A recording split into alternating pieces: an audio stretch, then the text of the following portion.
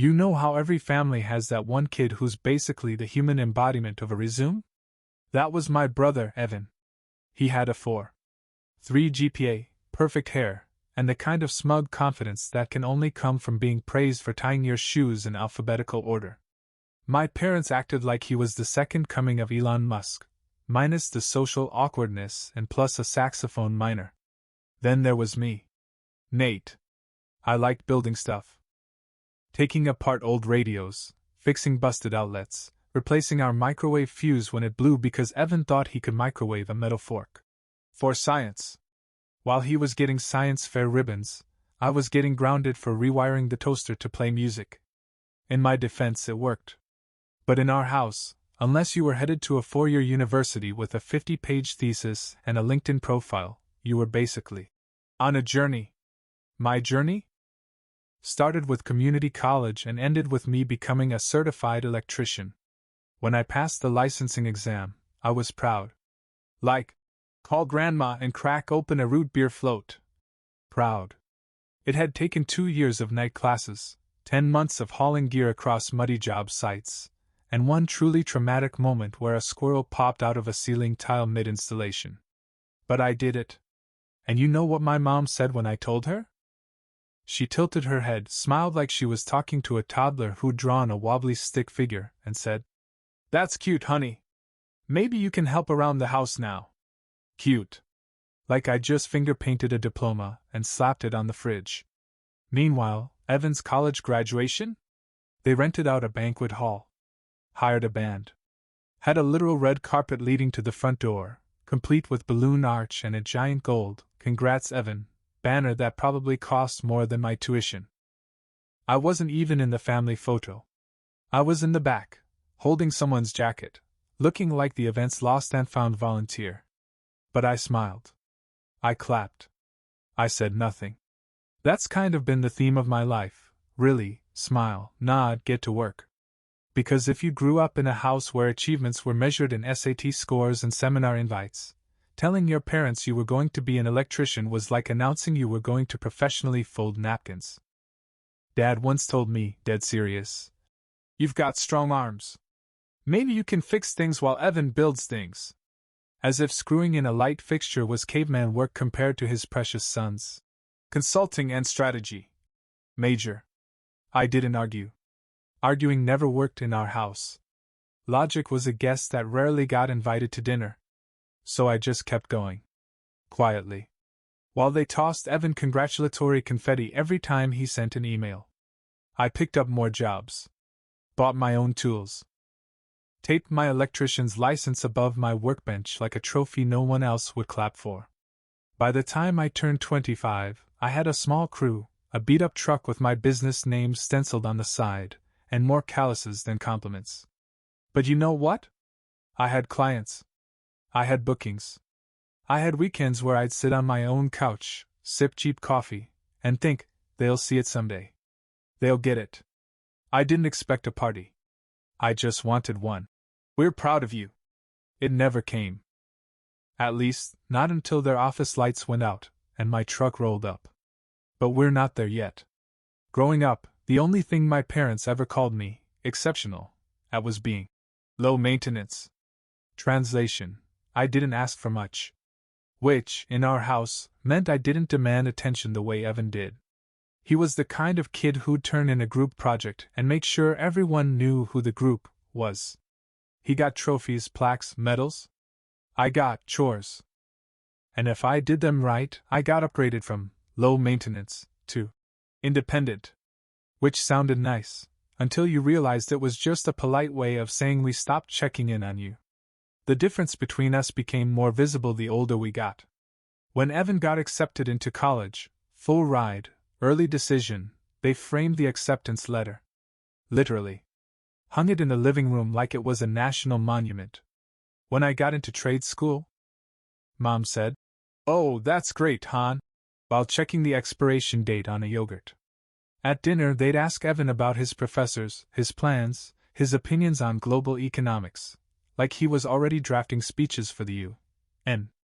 Then they'd glance over at me and go, "Still doing that wiring thing?" That wiring thing. like I was assembling toaster parts in a basement with a headlamp and a prayer. The most attention I got was when the Wi-Fi went out and they needed someone to reset the router. It wasn't just the emotional stuff either, it was financial. They paid Evan's rent, car insurance, study abroad program, and even sent him monthly mental wellness funds. When I asked for help covering a textbook on electrical theory, my dad blinked and said, "Nate, if you want to work with your hands, you've got to stand on your own 2 feet." Cool. So Evan gets therapy in Italy. I get feet. But I didn't complain. That's the thing, I really didn't. I just worked. I did my coursework during the day, worked a part-time job at a hardware store in the evenings, and picked up odd wiring gigs on the weekends. Ceiling fans. Light fixtures. One time I installed an outdoor entertainment system for a couple who paid me in cash and leftover brisket. Still one of the best Saturdays of my life. I lived in a tiny studio apartment over someone's garage. The ceiling leaked if it rained hard enough, and the bathroom door didn't close all the way, but it was mine. And when I finally passed the exam and got licensed, I laminated the certificate like it was a VIP pass to my own life. My parents didn't come to the ceremony. Said it was more of a formality, right? My mom even added, "Do they really do ceremonies for those things?" No band. No hall. No catered sliders with branded napkins. Just me, standing under a fluorescent ceiling in a folding chair, clapping for the 3 of us who passed. Later that day, Evan FaceTimed the family from his internship's rooftop party in New York. He had on sunglasses, held a drink in a copper mug, and shouted over the wind, "Guess who just pitched to the VP of Marketing?" Mom screamed. Dad fist-pumped like we just won the Super Bowl. I told them about my license. Mom blinked. "Oh right, that's today, huh? Well, we're proud of you too." Too. As in also. As in, addendum to Evan's main event. Still I nodded. Smiled. Said, "Thanks." Then I hung up, made myself a grilled cheese with the heel of the bread, and sat on the floor because I hadn't bought chairs yet. It sounds sad, but it wasn't. It was peaceful. Quiet. And in that moment I decided, if they couldn't celebrate me, I'd celebrate myself. So I got to work. Branded my truck with Carter Current Electric. Bought a uniform shirt. Set up a business number. I even made a website with one of those cheesy drag-and-drop templates that looked like it was coded by a boomer on vacation. But it worked. Clients started calling. I'd drive to jobs, wire a breaker box, fix a shorted outlet, and leave behind business cards made from thick, matte paper that smelled like ambition.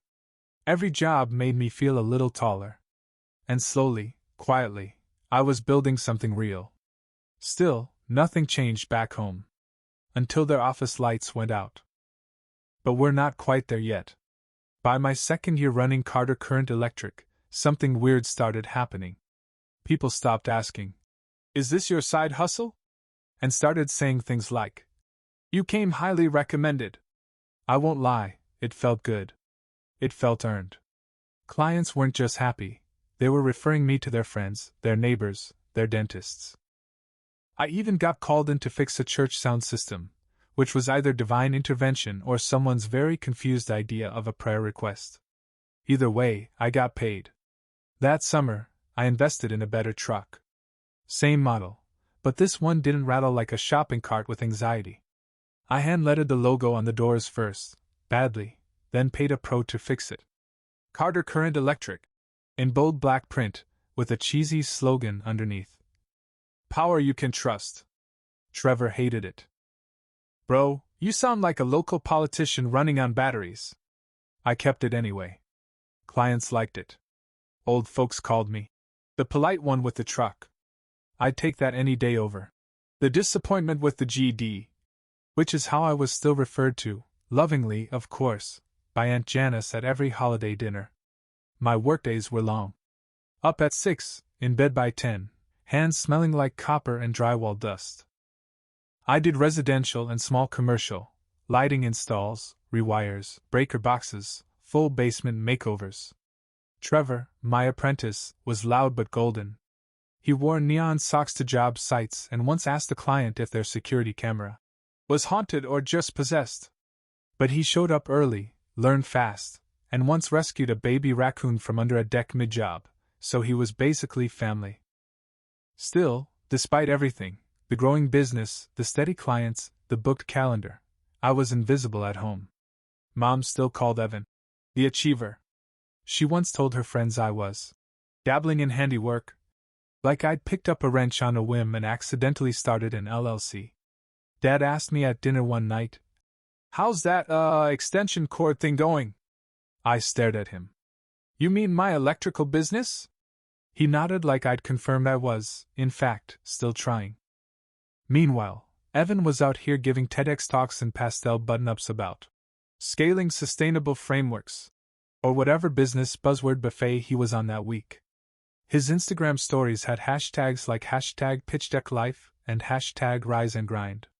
Mine had photos of circuit panels and me holding up 2 fingers next to a busted fuse box like I'd just conquered Everest. I didn't envy Evan's life. Not really. I just envied that my parents saw his as real. To them, a kid who rewired a colonial home from scratch was less impressive than one who formatted a PowerPoint with transitions. I stopped trying to convince them. I focused on growing. Picked up a commercial client, a local gym chain. Did LED retrofits. Scored a contract with a real estate group. Word spread. The phone started ringing with bigger numbers. Trevor and I even had matching polos now. Blue. Tasteful. Embroidered logo, no slogans. We were legit. Then one day, I got a voicemail. From Evan. That alone was strange enough. He never called me unless it was about moving furniture or borrowing jumper cables. "Hey bro, quick thing, Mom and Dad's office is having flickering lights again. Pretty sure it's the old setup Grandpa Joe wired back in the Jurassic era. Can you swing by and take a look?" I played it twice, just to make sure I hadn't hallucinated it. There it was. Evan. Asking for my help. No snark. No little bro sarcasm. Just asking. Like I was a professional. For a second, I didn't even know how to feel. I should have felt vindicated. Triumphant. Instead, I just felt quiet. I didn't call him back right away. I had a packed schedule, which was true, but also, I needed time to think. To enjoy it. To sit with the fact that for once, they needed me. 2 days later, I got another voicemail, this time from Dad. "The lights are out completely now. We had to close early. Let us know when you're free." I smirked. Let them sit in the dark a little longer. The thing about being underestimated your whole life. You learn patience. The kind of patience that doesn't crack when your parents call your business a hobby. The kind that doesn't flinch when your brother posts another filtered selfie from some conference booth saying, "Find your lane and accelerate." And definitely the kind that lets you sip coffee on your porch while your parents' office sits in total darkness, waiting. I didn't gloat. Okay, I gloat smirked a little. But only to myself. Because honestly, I was ready to show them what I'd built. Not to prove something, not really. But to stand in front of them, logo on my shirt, name on the truck, and watch the light bulb go off in their eyes. The metaphorical one, anyway, the real ones were still out. When I finally called back, Dad answered in under 2 rings. "Nate, hey, we're kind of desperate here. None of the lights are working. Evan's got some big client visiting tomorrow. Think you can fit us in?" I glanced at my schedule. Booked. Completely. But I said, "Sure. Tomorrow morning work?" The pause on the other end was audible. Like they hadn't expected me to have options. Like I'd just been waiting. Yeah. That'd be great. Click. The next morning, I pulled up in my truck at 8:45 sharp. Parked it right out front, where the bold white lettering, Carter Current Electric, faced the lobby windows. I saw Evan glance up from his phone and do a full double take. Good. I walked in with my toolkit in one hand and a clipboard in the other. Wore my cleanest work shirt. The one with the embroidered logo and my name stitched across the chest like a name tag that said, "I'm not the helper." I'm the business. Mom was at the front desk, looking frazzled and mildly horrified that I hadn't arrived in, I don't know, denim overalls and a trucker cap? Oh. Nate. You didn't say you'd be wearing a uniform. It's my company, I said. We tried to keep things professional. Evan came around the corner. Dude, thank God. The lights are completely dead. Breakers, maybe? Maybe, I said, already scanning the hallway. Now, I could have rushed it. But I didn't. I walked slowly. Methodically. I made notes. Asked questions I already knew the answers to, just to watch them try to respond like they understood wiring. Is this building on a split-phase panel? You guys ever upgrade the subpanels since the remodel? Evan blinked. The what now? Exactly.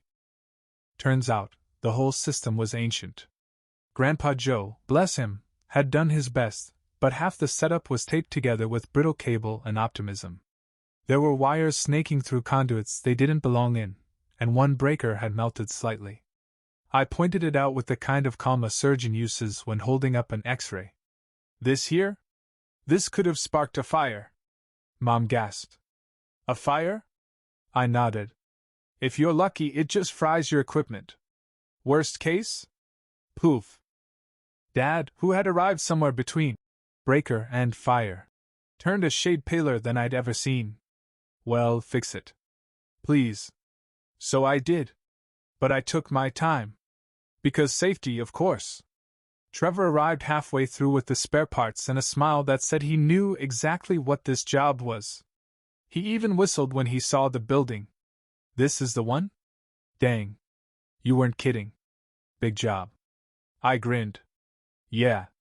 Real important client. By noon, we had the lights back on.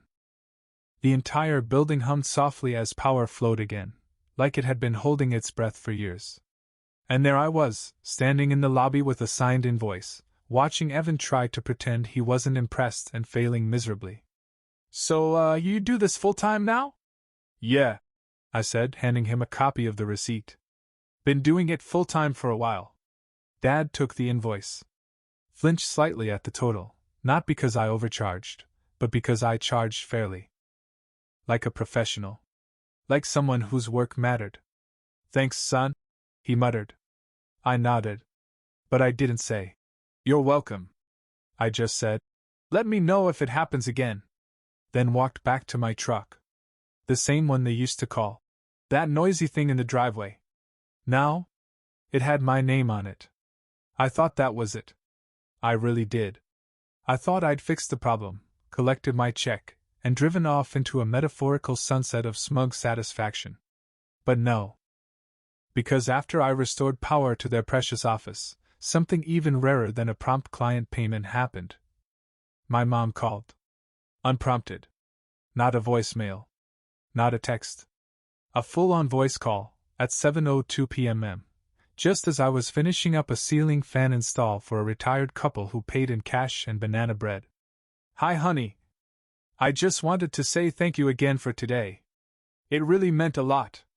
I stood there, confused. Not because she was thanking me, I mean, technically it wasn't even her money paying for it, it was the company's, but because her tone was off. Softer. Less managerial. More maternal? I didn't know how to respond. So I gave her the neutral. Of course. Glad I could help. She paused. Then, you've really built something, haven't you? My jaw clenched.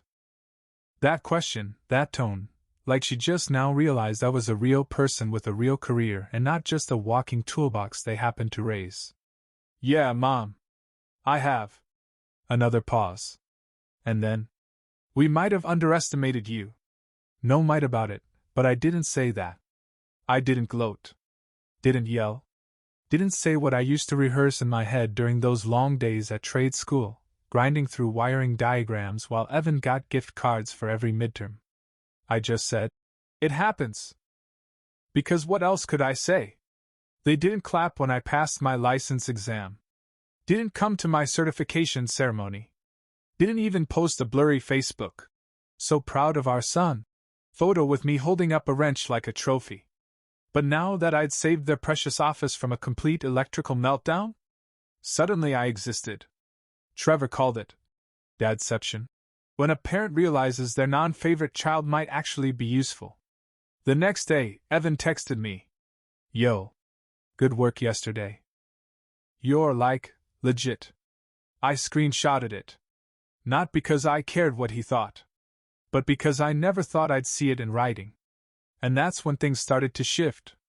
A week later, Dad asked if I could take a look at the panel in the garage. The one that had always been fine. Until it suddenly wasn't. Then he asked about lighting upgrades. Then Mom wanted new fixtures in the kitchen. Suddenly, I wasn't the invisible son anymore. I was the son with tools. With a truck. With value. But here's the thing no one tells you about late-stage praise from your parents. It doesn't hit the same. When they start clapping after the race is already over, it doesn't feel like support. It feels like convenience. Like you're finally useful. Not respected. Useful. And honestly, that stung more than the silence ever did. One night, after a full day of installs and 2 emergency calls, I dropped Trevor off and sat in my truck for a few minutes, just staring at the logo on the glove compartment. Carter Current Electric. I said it out loud. Just to remind myself it was real. That I did this. Whether or not they saw it, I did. And that was enough. Almost. About a month after I fixed the blackout, I got a text from Evan. Dinner at Mom and Dad's this Saturday. Family's coming. They want everyone there. You in? I sat there staring at it, half expecting a follow-up text that read, and bring tools. I didn't respond right away. Part of me assumed this was just another Evan appreciation night, where the rest of us were decorative plants. But another part of me was curious. Curious what it would feel like to walk in after they needed me. Not as the afterthought. Not as the seat filler. But as someone who had finally, and undeniably, delivered. So yeah?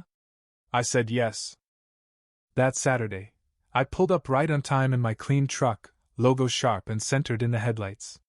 I wore a fresh polo with my business logo stitched on the chest and jeans that hadn't seen a crawl space in over a week. Casual, but not invisible. The house was glowing. They'd set up string lights across the backyard like a Pinterest board come to life. Fold-out tables. Fancy disposable napkins. Even assigned seating. It was more effort than I'd seen since Evan's college grad party.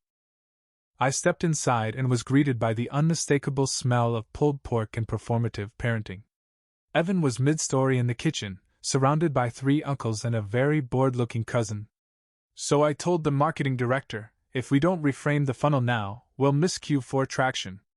And boom, she added me to the leadership call on the spot. Claps. Literal claps. My mom beamed like she'd birthed a prophet. I slipped into the living room, where a few relatives nodded at me, clearly trying to remember if I was still doing that wiring thing. Eventually, Mom called for everyone's attention. Okay, everyone! We just wanted to take a moment to toast Evan for being awarded Client of the Year at his firm. We're just so proud of all his success. Cue the glass clinks, enthusiastic whoops, and that one cousin who always cheers like he's at a sports bar. Evan raised his glass, faux humble, then nodded toward me. And hey, let's also shout out Nate, who fixed the office and started his own electric thing. Electric thing. I smiled. Tight. Carter Current Electric, I said, voice calm. We handle residential and commercial wiring, panel upgrades, code corrections, the works. Mom jumped in, clearly flustered.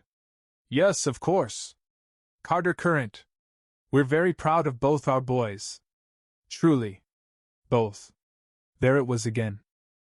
I'd become the extra line on the banner. The fine print under the headline. But I nodded, toasted, and didn't make it weird. Because what no one at that table knew, including Evan, was that 3 days earlier, I'd signed my first 6-figure contract. A full wiring job for a 3-story apartment build. Legit blueprints. Hard hats. Real crew. Big league.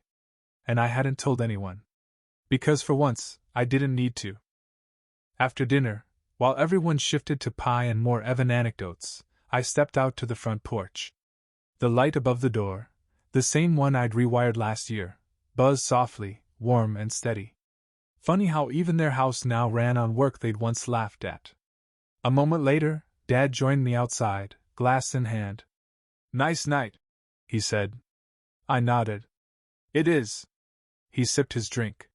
Then, after a beat, "You know, we didn't really get it back then. What you were building. We thought it was just something to pass time." I let him talk. "But it's real. You built something real. And I'm proud of that. Even if we were slow to say it." I looked at him. This wasn't a prepared speech. It wasn't forced. It was late, sure, but honest. "I know," I said. "Thanks." We stood there a moment longer, quiet except for the soft flicker of the porch light, my work, glowing over his shoulder. Eventually he headed back in. I didn't follow. Not yet. Because sometimes, after you spend a lifetime in someone's shadow, even the quiet moments of recognition are worth standing in for just a little longer. About a week after that dinner, I was back to the grind. We were rewiring an old farmhouse on the edge of town. No cell reception, no AC, just insulation dust and country silence. Trevor was complaining about the heat like it was a personal attack from the sun. "Bro, I swear, if I die in this attic, tell my mom I wanted a closed casket funeral and no gospel music." Then my phone buzzed. 2 missed calls from Mom. 1 from Dad. And a text from Evan. "Call me when you can. Urgent." I stepped outside, wiped sweat from my forehead, and called. Evan answered like he'd been pacing. "Dude, the office lights are flickering again. Like bad.